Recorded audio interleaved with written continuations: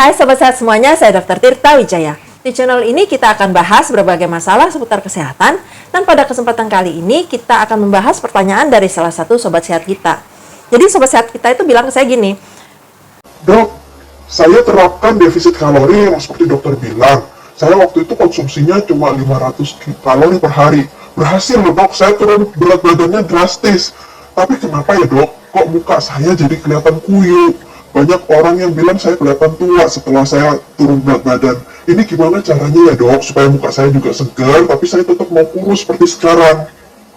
menurut saya bukan karena defisit kalorinya, tapi salahnya karena turunin berat badannya terlalu cepat. Karena kulit kita kan teregang ya.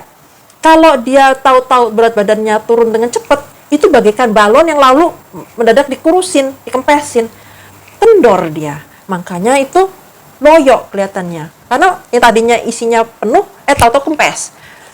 Seharusnya yang namanya nurunin berat badan itu dilakukan secara bertahap dalam jangka waktu yang panjang, supaya bukan cuma kulit kita yang bisa adaptasi, tapi seluruh sistem di tubuh kita juga bisa beradaptasi.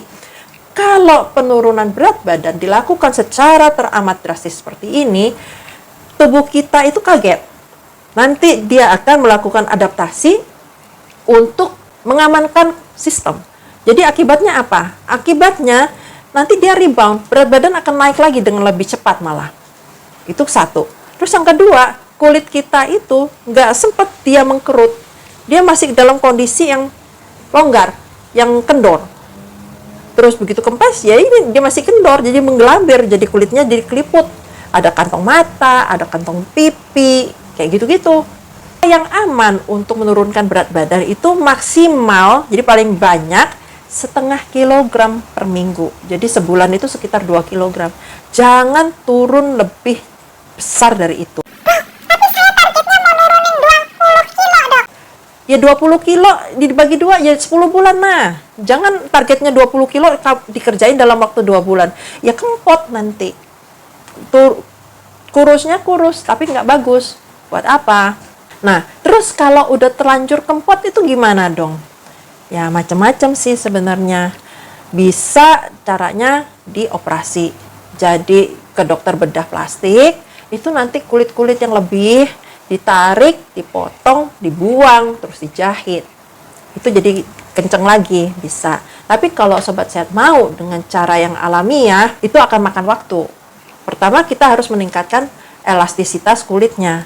Ya udah terlanjur kendor memang akan lebih susah. Dan hasilnya pun kurang maksimal ya. Dibandingkan kalau kita turunin berat badannya dengan pelan-pelan, dengan persiapan yang bagus. Jadi kalau persiapannya bagus, sebelum nurunin berat badan itu, kita udah preparasi dulu kulitnya, supaya meningkatkan elastisitasnya. Jadi waktu dia turun berat badannya pelan-pelan, kulitnya akan mengencang. Jadi nggak kendor, nggak loyo, nggak kuyup. Nah, tapi kalau udah terlanjur gitu, bisa sih meningkatkan elastisitas, itu misalnya dengan melakukan derma roller. Jadi waktu di derma roller ini, kulit kita akan ditusuk-tusuk dengan jarum-jarum kecil, yang tujuannya adalah untuk meningkatkan produksi kolagen. Bisa nggak, dok, kalau kolagennya kita konsumsi aja sebagai suplemen, kita minum? Menurut saya ini adalah hal yang sia-sia. Sampai saat ini, molekul kolagen yang dihasilkan itu terlalu besar untuk dapat diserap oleh tubuh. Belum ada teknologi yang mampu menciptakan molekul kolagen seperti yang diciptakan oleh tubuh kita secara alami. Jadi kalau Sobat Sehat mau konsumsi suplemen kolagen atau mau pakai dioles, boleh. Tapi menurut saya sih nggak akan efektif. Tapi kembali lagi, hati yang gembira adalah obat. Bisa aja karena senang jadi happy, kolagennya meningkat produksinya. Ya bisa aja yang saya bilang tadi, dengan derma roller itu bisa meningkatkan produksi kolagen tubuh. Nah, tentunya juga kita harus imbangin dengan konsumsi nutrisi yang baik supaya kolagennya bisa meningkat. Kenapa? Kalau dipaksa-paksa untuk meningkatkan kolagen tubuh tapi bahan bangunannya nggak ada, ya sama aja bohong. Nah, terus makanan apa yang harus kita konsumsi supaya meningkatkan produksi kolagen? Makanan sehat, bergizi, seimbang, dan bervariasi dalam jumlah cukup. Seperti yang saya bilang tadi, nggak guna kita minum kolagen karena molekulnya terlalu besar. Yang berguna itu justru konsumsi protein, vitamin, mineral, kayak gitu.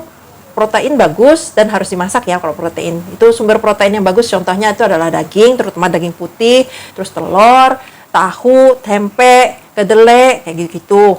Terus vitamin C itu bagus. Vitamin C itu dari mana? Oh, dari jeruk, lemon, brokoli, cabai. Cabai itu merupakan sumber vitamin C yang bagus loh. Ya kayak gitu aja makan, jangan berlebihan, biasa aja. Semua yang berlebihan itu nggak bagus. Jadi sedang-sedang aja dalam jumlah cukup dan bervariasi. Selain dengan derma roller itu bisa juga dibantu dengan menghindarin paparan sinar matahari. Karena paparan ultraviolet berlebih itu dia akan merusak kulit, memecah-mecah kolagen antara lain. Jadi ya hindarin.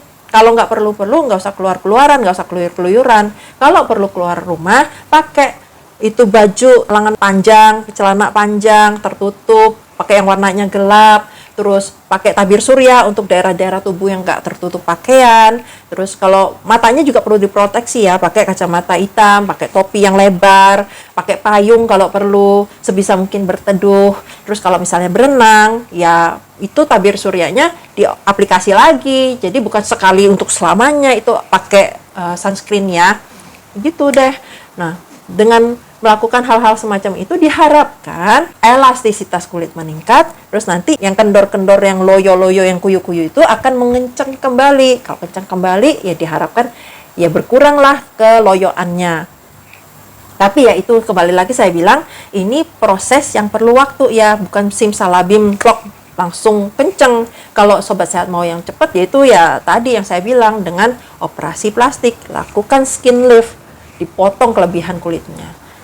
Itu sekian dari saya mengenai cara supaya nggak kuyu, nggak loyo setelah diet. Tapi kalau menurut saya pribadi, cara yang lebih baik adalah dengan menurunkan berat badan secara bertahap. Jadi jangan dilakukan secara ekstrim. Itu nggak sehat. Dan lagian takutnya nih, biasanya nih, kalau yang penurunan berat badan secara ekstrim itu nggak akan bertahan lama. Karena ini gaya hidup yang nggak sustainable. Mana bisa orang bertahan lama-lama dengan asupan 500 kalori per hari? Nggak bisa.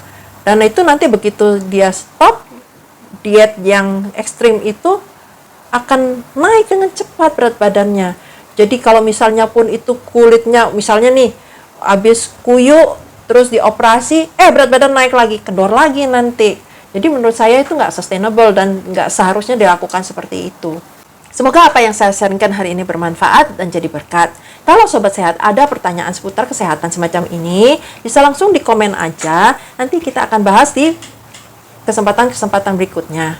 Tapi kita bahasnya bersifat umum aja ya. Karena di media yang umum semacam ini nggak seharusnya dibahas konsultasi.